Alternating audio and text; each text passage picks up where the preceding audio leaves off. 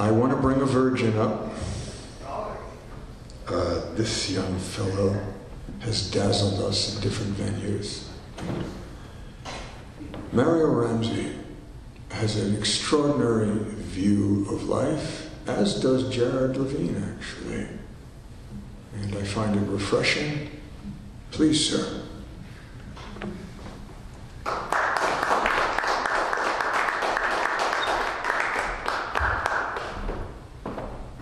Hello everybody, I'm Mario. Hello.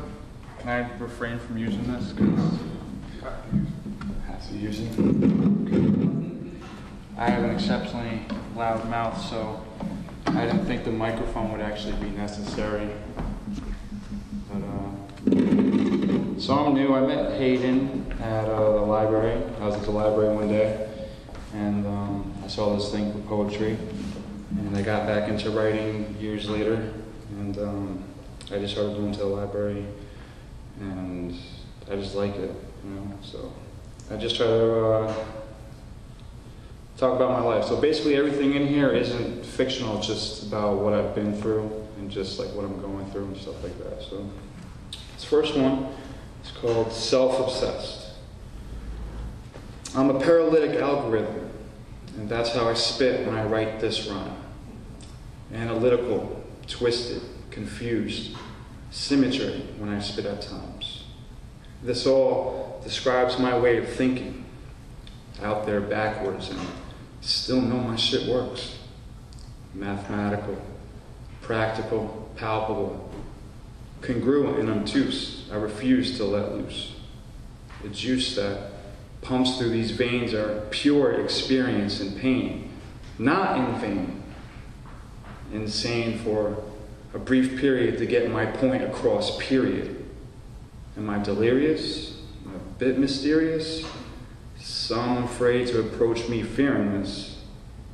Just a gentle creature inside with a mind of a monster and the power of destruction and construction of life. A periodic prism, shedding light from all angles of truth and realism. Microcosm of myself in a universe of no gods, not blessed but cursed. Sometimes perverse and an asshole, or worse. All this describes me. Insane enough to be sane, but not enough to be insane. An intellectual of his own reflection too, but people still respect him. I'm just another one that made it true.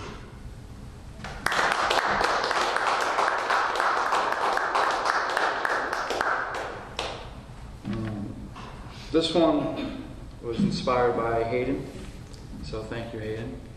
Since we're on the topic of America, I wrote something that I think we can all understand. It's called America with a question mark. What's wrong with the world today? What happened to the good old days of the hippies and peace and love, hugs, oneness, and not trying to hurt people all the time? Stumped. Shit, there was a time when money didn't rule the world and we came together through barter, but you can't tell. Where words were bond and that's all it took to make a sale or buy something. Even trade was worth its weight in gold. And what happened to that? I got traded for paper that isn't worth shit and won't last till you're old. I was born in the wrong era. I wish we'd all stand up for what we believe in and start a revolution. What happened to the government working for the people, not the other way around? We call it a democracy, but it's more like an atrocity, and it's only getting worse, and possibly we're seeing history repeat once again in this age of technology. A new way of slavery, interconnected, not independent, but dependent on a structure that controls us like puppets, desensitizing and killing our insides with bullshit in our food. What's next? Kill our children? If we have too many, or it's the wrong race or gender? America, the land of the free. Free from what?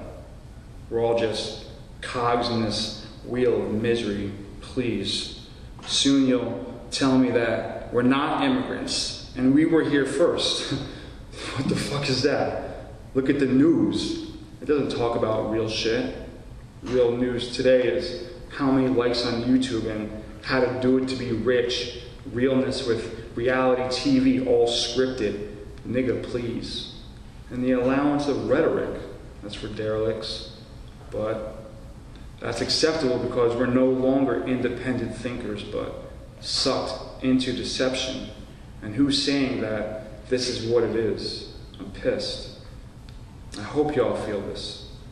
I'm not biting my tongue or afraid to use the First Amendment, but most of us are, so we can get a settlement.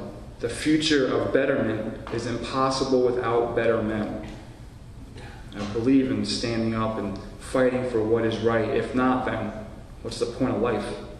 This is forgotten already, and we're only 400 years old. Let's take down all the statues that show how this country was built, then, so these assholes of government can make their own history of how we began.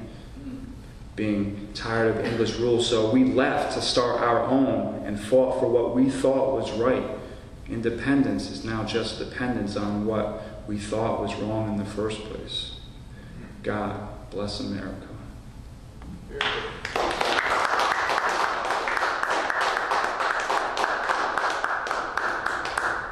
This one, I met Mr. Milby at the library, and this was inspired from one thing that he said. He said, get off Facebook and read a real book. And inspiration comes really weird for me. It could be literally one word. It could be a conversation from a person. It could just be an experience. And that one sentence set off this entire poem. So when I say that, it's I'm acknowledging that great inspirational quote that you said to me, and this is, you know, from you. So like, I'm not taking your line when I use it, but I want to make sure that I'm giving, what's the word, credit where credit is due. So this one I call Feed Your Head. Feed, feed, feed your head. Feed, feed, feed your head. Feed, feed, feed your head. Did you hear what I said? Feed your head. And not with nonsense, bullshit, the government or politics, but information, knowledge, wisdom, and discovering self and what your gift is.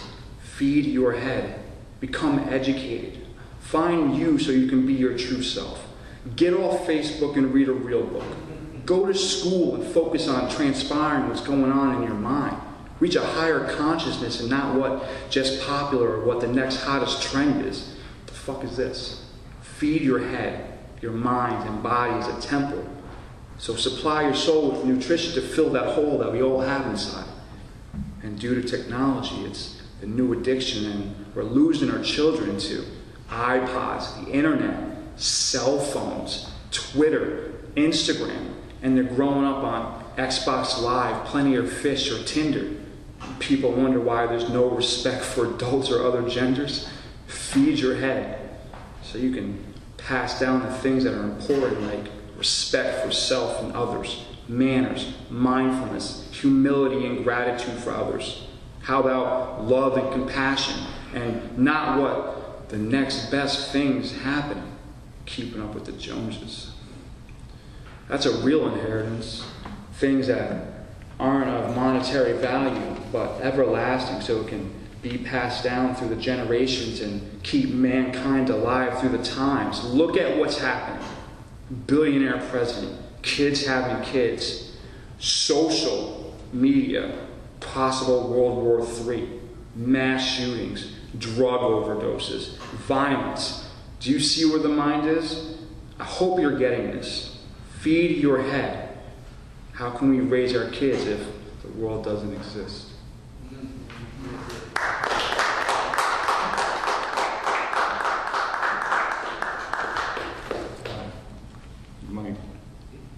Is it still okay?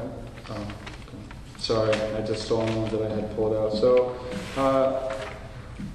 this one, I am in recovery, and you know, a lot of the stuff that I had written previously had to do with my addiction. I wrote most of the stuff while I was in treatment, and I really don't like the way that they do things like that and how they expect you to address yourself when you go into like meetings and so forth. So I wrote this one called Not Just an Addict.